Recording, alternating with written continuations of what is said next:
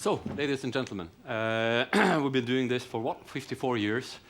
And over those years, the questions that we have been raising have often, if they haven't been the same, then certainly they have rhymed.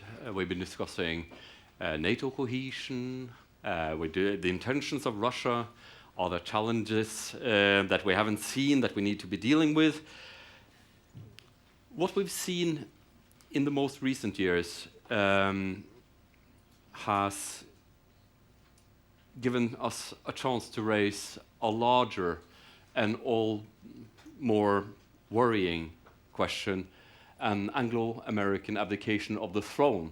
Of course, I'm sure the English will be very happy that we included them in being residents on the throne. But what we have seen is, if not a fracturing, then certainly a fraying of the international liberal order. That is a process that has been going on for some time. It's been driven by changes in technology, by globalization, the rise of other powers. But in recent years, we see a strong political dimension to this that seems to be accelerating some of the trends that we've been seeing for rather a long time.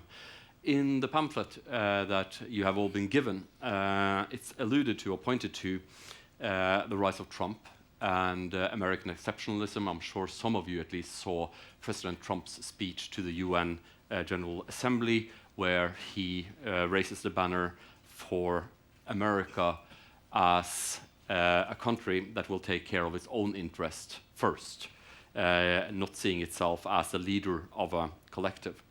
At the same time, the British voted to leave the European Union, and it's way too early to say what the implications, or even if Brexit is going to happen, but surely it has brought renewed focus to European cohesion and to the future of the country that Norway, more than any other country in NATO, has looked to as a country that we want to follow and who have been in many ways the leader for the Atlanticist countries in Europe.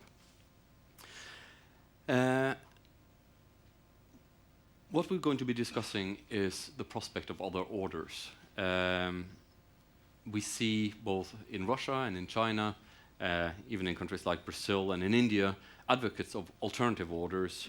And the question that we pose to this panel is, if the Western order no longer fits, or if it's no longer suited for purpose in the current climate, then what sort of orders or order will we see emerged?